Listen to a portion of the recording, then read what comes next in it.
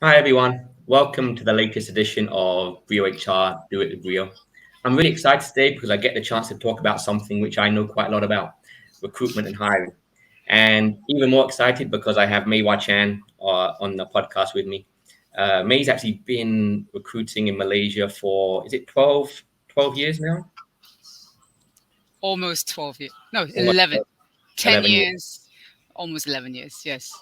And she's been with Michael Page that whole time. And in fact, now I understand you're heading up Page Executive. What's the difference between Michael Page and Page Executive? Yeah. Um, well, Michael Page sort of covered most of the middle management level, right? So Page Exec is very much the C-level executive search.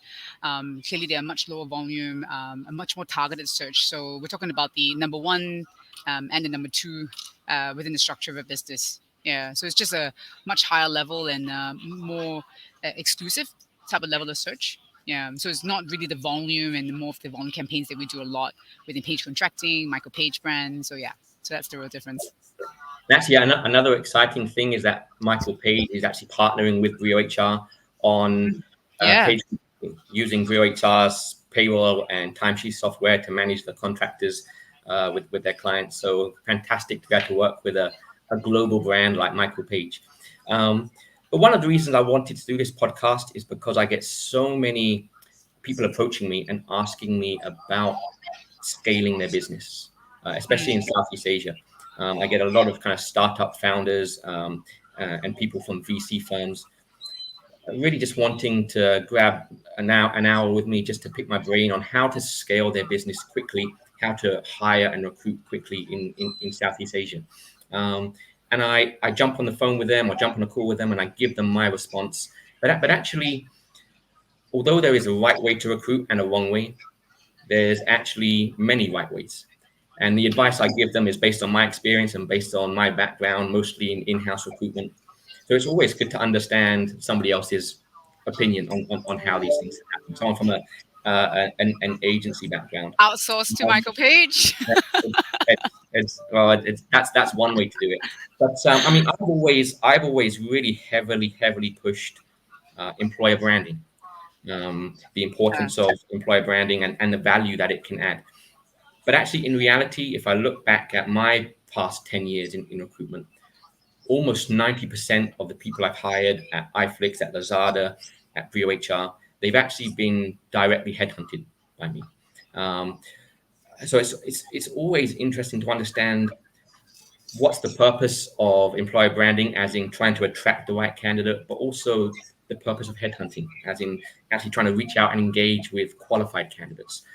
But how do you focus and get a balance between those two when you're trying to help clients ramp up their hiring and hire at pace? Yeah. Um, I believe from coming from a professional agency, the difference is that we will always have the network of talents, right? So clearly, I'm sure you would do the same, right, John? I mean, you access the people that you already know, you've interviewed before, you've got the relationship, and you know they're, you know, actually good for the role. That's always the first access. I think that's the benefit of obviously outsourcing because then we've already got the ready network of talents, right? So that, in my view, allow us to provide a quick turnaround of candidates, right? But also still focusing on the quality. But I do agree when it comes to some of the startup businesses or companies that are really looking to scale very very quickly. Even my team may not be able to deliver, right? If they come to us and say we need 50, we need 100, it's a very different business model, and that's where we also have an outsourcing business that actually runs and Mm. recruit in a very different approach, right? So clearly, you need more dedicated team that just be really managing the whole process, right? Whether it's through a region of advertising, through their own network, along with headhunting, right? And really doing a whole combination of a focus search, right? And making sure that they are really interviewing and scaling those CVs to hiring managers and working in very close partnership. I think that's actually a very, very important part with the Mm. direct hiring managers. I feel the downside when you're having just HR managing it, they may not know all the different requirements and so many different function. Getting hiring involves makes a huge difference in that speed of turnaround time, right? But yeah, I mean, it just depends on the kind of skill. In the end of the day, you do need the additional workforce to actually help do a lot of the back end work, right? We all know Yeah. recruitment, anyone can do that. Hirings can actually hire themselves because they're the best, but it's really not having the time and the resources to be able to actually run through the whole back end of the work. And I think that's probably, firms that need to scale very quickly will probably need to use a number of different avenues, including the internal, HR, the internal TA team, their direct headhunting, along with outsourcing to the right kind of partners as well. And of course, getting preferential rate if it's actually the kind of volume and scale. There are clearly a different fee structure to such situation as well. Yeah. Yeah. So I don't think there has to be a one size fit all, because when it comes to the volume, they can't really just rely on like their internal approach, in my view. And that's why they come to you for help, right? Got it. Oh, no, of course, of course. But I mean, I always really try and push employer branding, and Yes. people think that I do that in order to attract people to apply, and things like this. But again, in reality, that actually doesn't really work. Um, the reason I do employer branding is so that when I headhunt someone or send them a message or try and get in touch, so that they already know who I am, they already know my company. I don't have to explain who I am. And instead of getting a 20% response rate when I'm sending out messages, I get a 60% response rate because people are excited to get the message.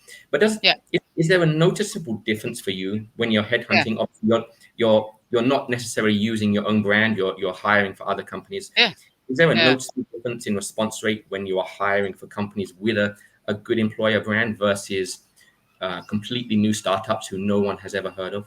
Yeah. Uh my answer would be mix. Now, look, we use our brand to attract candidates, so that's I mean, it's different because we're sort of third party, right?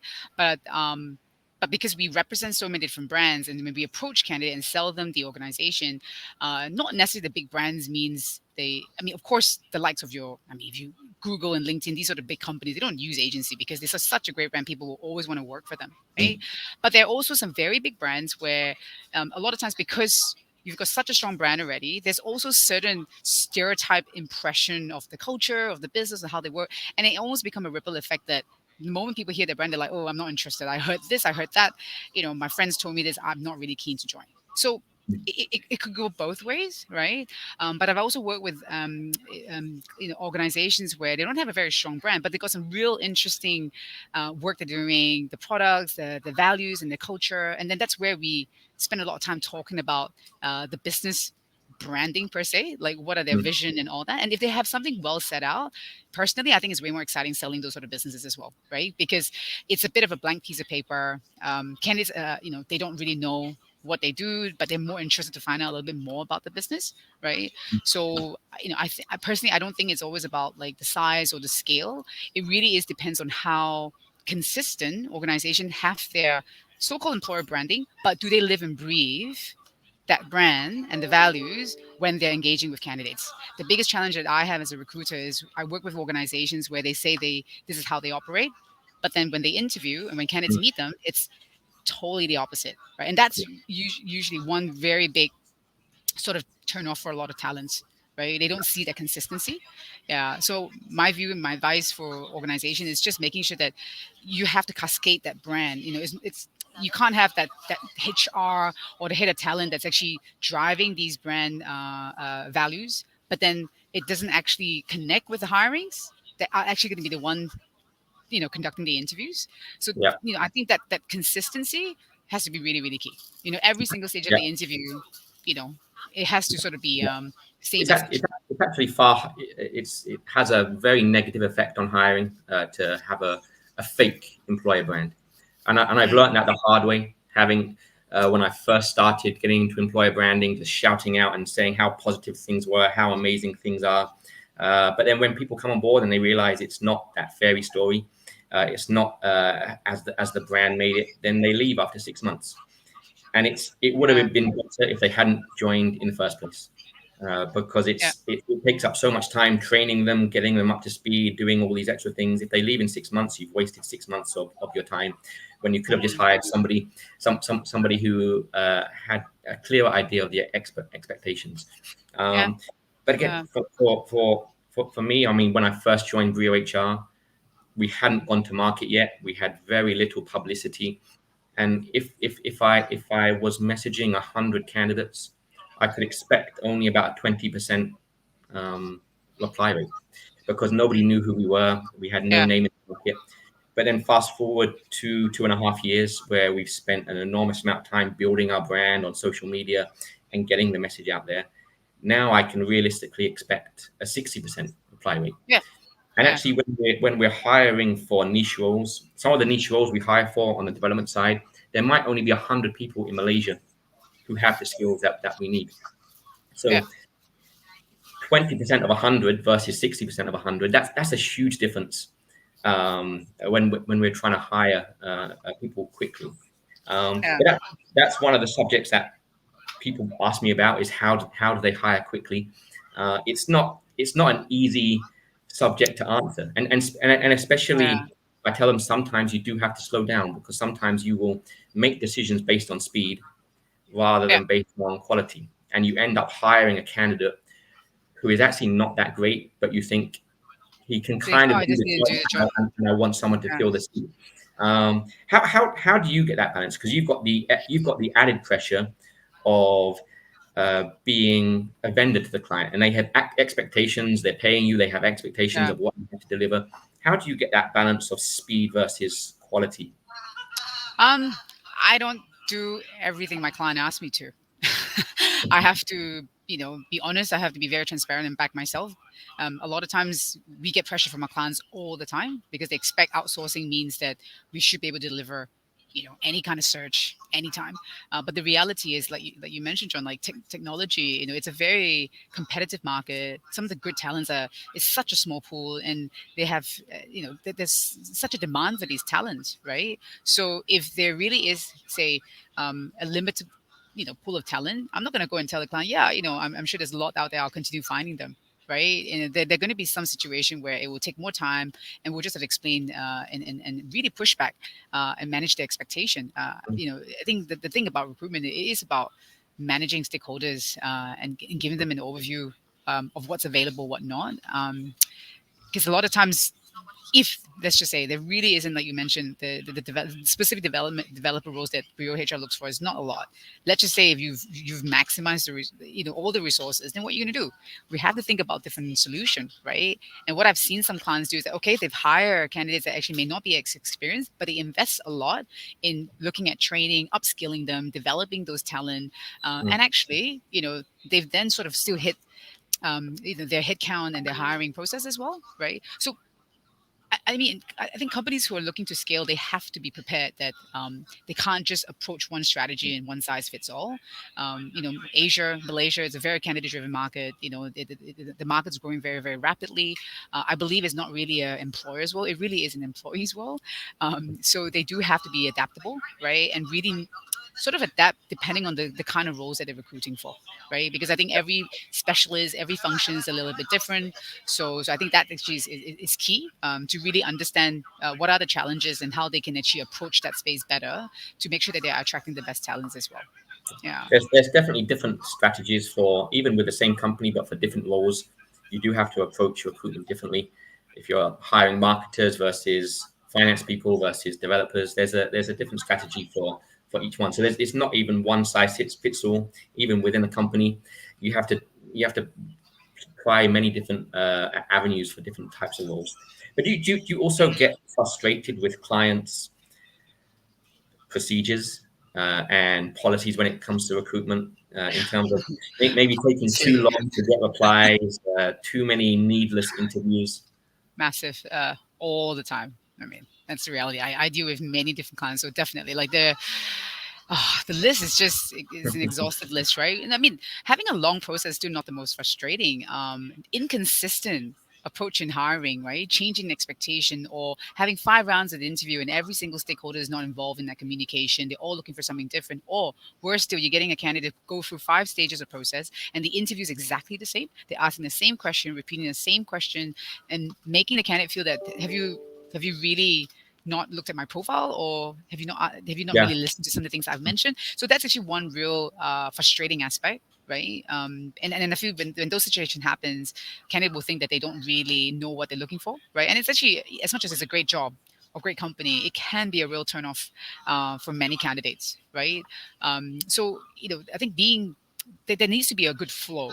The companies need to be a bit more consistent what they're looking for and actually communicate, and make sure that they're putting in process that actually makes sense, not just say, let's put an assessment. For example, I see a lot of HR do that.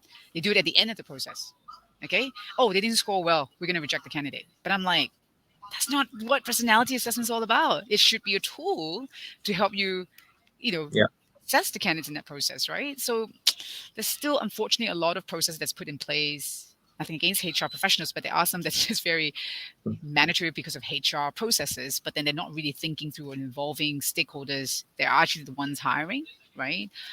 So yeah, I mean, there's definitely a lot of frustrating process and all sorts of examples I can give you if we have all the time in the world. But yeah, it definitely it can be frustrating in some of the not just lengthy process, but just process that may not make sense at times, right? Yeah, definitely. And I think for me, again, one of the key things I try to get across to people is that if you want to hire the best person in the market, and especially for startups, for smaller companies that are going through a high growth phase, their target should be to hire the best person in the market. And in reality, the best person in the market is not looking for a job. They're not going to apply for a job. Yep. You're going to have to sell it to them. You're going to have to try hard to get in touch with them, get them on a conversation, and they're going to drop out as soon as they feel that they are being undervalued, disrespected, because they're not actively looking. They're open to an exciting opportunity. But if you dilly dally, if you make them fill out tons of forms, if Yep. you treat them like a commodity, they're going to drop off. And I think for the advice that I give to most startups is you've got to stop thinking about hiring as recruitment, as an HR function. You've got to think about it the same way as you think about marketing and selling your product. Yeah. You think about the recruitment journey and the candidate journey the same way you think of your For your consumers, right? The customer experience. your customer experience. It's exactly the same. If it's too long, that the customer drops off, like on Lazada or Shopee or any other portal. If you can't work out how to pay for the product, or if the payment process takes too long, you just think, forget it, I'm going to go somewhere else. And it's exactly the same with recruitment. My industry is exactly the same. It's not always the case of like, can I get a job for a candidate? The candidate will still want to work with recruiters like ourselves because of the follow-up, the level of service, the advice and really that relationship that we built with them. Right. And that's what really takes us far. And a lot of frustrating feedback, even candidates don't want to work with certain consultants because it's just, they never got a call again. I went for the interview and I never got any feedback. So, even in my industry, we get some of those challenges, right? So, yeah, I totally agree that experience, it just has to be seamless and consistent, that follow-up and, giving someone that very honest feedback. And even if you have concern, you have question, don't be afraid to share it. Right. What I've seen some companies is they put in like 5, 6, 7 reference checks and just, almost over the top. Right. And it's like, okay, you're hiring someone. In the end of the day, you need to make sure that there is a trust involved. But then when it's just almost a bit to the extreme, maybe it could be some feedback that they hear and they just want to go the extra mile, which I understand. But I think there just needs to be a really fine line that you remember it's a two-way sort of partnership. Yeah, and the debate about you saying organization needs to be able to know how to attract. The attracting bit is about how do they also sell the opportunity to the potential talents, right? Because they're the ones that have options, and I think that's actually a very, very important part. It's not just about the candidate selling to them, because we're the employer, we're the one hiring. Actually, it's really more the other way around. Yeah. No, definitely. And I hope my next question won't offend you. It's definitely not meant that way. But recruiters, in-house and agency, but especially agency recruiters, do sometimes get a bad reputation. I think there's always that wonder: are they more focused on making their client happy, or more focused on making the candidate happy? And definitely for myself, I was a kind of average agency recruiter at Robert Walters. But then I moved in-house, and without sounding too arrogant, I'm very good at what I do. So there shouldn't be a difference between being an agency recruiter and being an in-house recruiter, but I was good at one and I was kind of average at the other. And when I think about it, it's because I was selling opportunities before. I was having to find candidates for companies that I didn't like, candidates for hiring managers that I didn't like. It was just about the money. Whereas when I became a in-house recruiter, I only joined companies that I genuinely wanted to work for. Therefore, when I was speaking to candidates and talking about the opportunity, I wasn't selling. I was just telling them really how I felt. But how do you get that balance of getting paid by the client and having to fulfill a role for them, but then I guess having an ethical obligation to the candidate to make sure that they are going into a role that they will like, that they will enjoy, and that's good for them? Yeah. No, it's a good question. Clearly there are going to be all types of organization. And if you ask me, have I ever walked away from some companies after starting to work with them, and then you get the feedback, or then they start to sort of act the way, based on the feedback that they hear. And for me, I have certain values and ethics myself. And if I feel like I have to go to the extent of actually almost not telling the truth to a candidate in order to attract them to join an organization, and almost to borderline, like, do I have to lie? I think that's when we do walk away. I think that's the real difference of going, like, we're working in an agency and in-house, right? And in-house, you have to fill all the roles. That's you have 100 headcount, you have to fill the 100 headcount. For us in an agency, like, we don't fill our roles. We can politely explain to a client why we can't assist them anymore. It could be, we don't have the capacity whatsoever. We can walk away from businesses, right? And for me, that is something that I do. If I believe that there's certain aspects of the business that it's going to be very difficult for us. And generally, it's always about whether it's ethics or the way they do business. And I think there's certain ground rules that I do stick to myself, right? But of course, going to other organizations that they might not be the most perfect business, but I believe as recruiter, our job is to also identify the right kind of candidate that fits into those organizations, right? Because I truly believe it's all about a match. Not every candidate will fit every single role, right? So that's what we do, is what we really get to know. Well, at least I get to know the hiring, the founders, and the business really, really well, their culture, and really then look at what kind of candidates and the right talent that will fit and survive in that culture. So let's just say, I'm using an example, if it's a very tough environment to survive and every people usually leave that business, and these things do happen, right? But what I don't do is not share these information. I am very upfront with candidates about certain challenges of a business, what are some of the dynamics, and why some people leave, what's the reason for their attrition as well. And also be honest with candidates and let them make that informed decision when they get to meet with the hirings, right?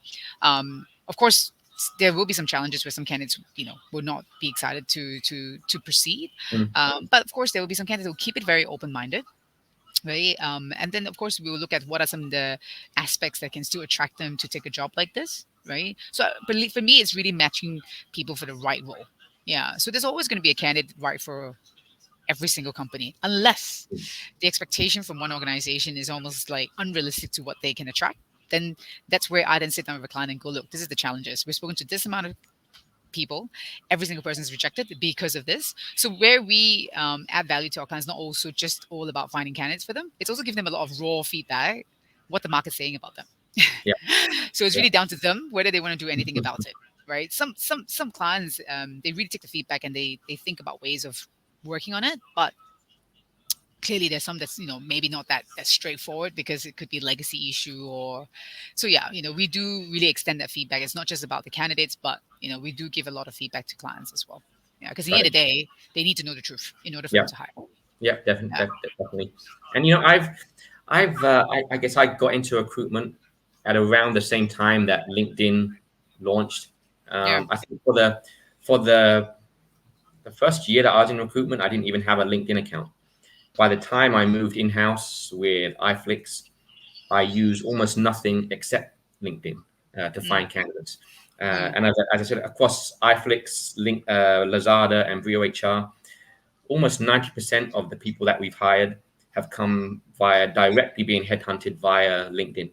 And of course, social media, whether it's Facebook, Twitter, Instagram, all the other new ones that I don't use, like TikTok and things like this, they actually make it so easy to build an employer brand.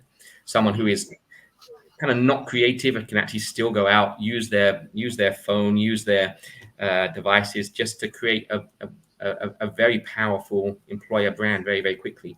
And with LinkedIn, you have access to a huge global database, essentially, of candidates.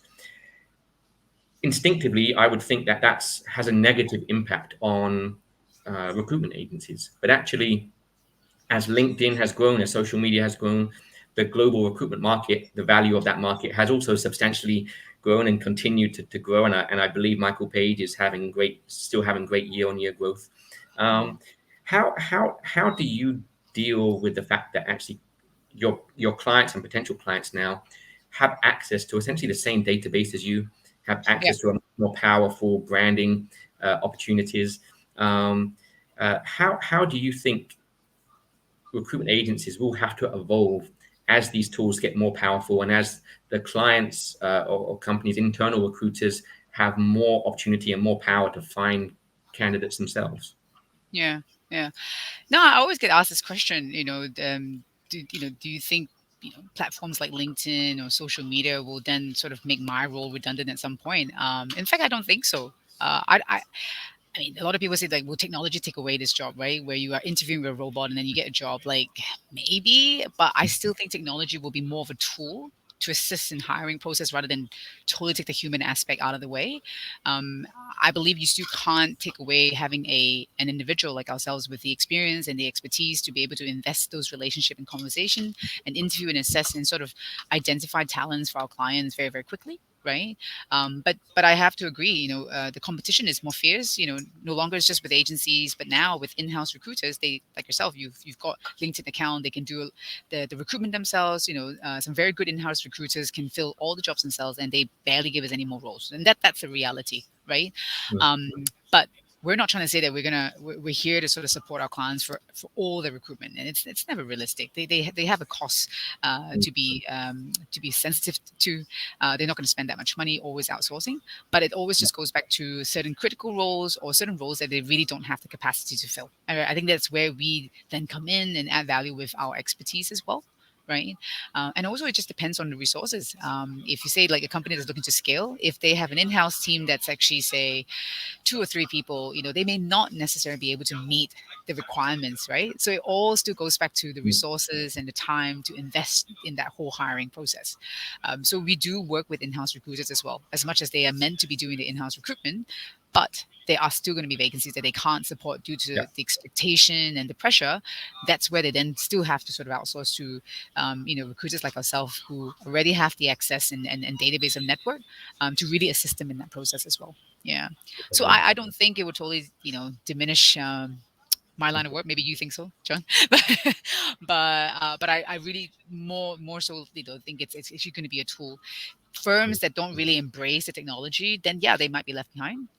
But like for us, we totally embrace the technology and definitely use it as a tool for us to also access a wider network of talents as well. So I think embracing and evolving are the key terms there. For me, in-house recruitment versus agency recruitment, in-house will always be a cost center, whereas agency will always be a profit or revenue center. So agency will always be more powerful because that's how they make their money, rather than that's how they on in-house that's how they save money. So there's always so much more investment for agencies in recruitment. But the trick is, will they evolve and change to leverage technology, or would they stay traditional and die out the same way that taxis drive out because of Uber and other agencies go out of date? But actually, agency side always has the advantage because they generate revenue, whereas in-house HR does not generate a revenue. So quite an interesting subject. But I think that's all we've got time for today, May. Thank you so much for spending some time with me. If someone does want to reach out to you and maybe get Michael Page to help them with their recruitment, what's the best way for them to get in touch? I can sort of put my email and contact number down. Not a problem. Anytime I can reach out to me as well, and I'll connect prospective interest to the right team and consultants as well. Fantastic. I'll put all the links below when we release the podcast. So again, thank you so much. Thank you. Thank you everyone for joining today. If you do want a personalized session with myself, either to help you find talent in the market or for to help you find a job, just reach out to me via LinkedIn and I'll do my best to get in touch with you. Thanks for joining everyone.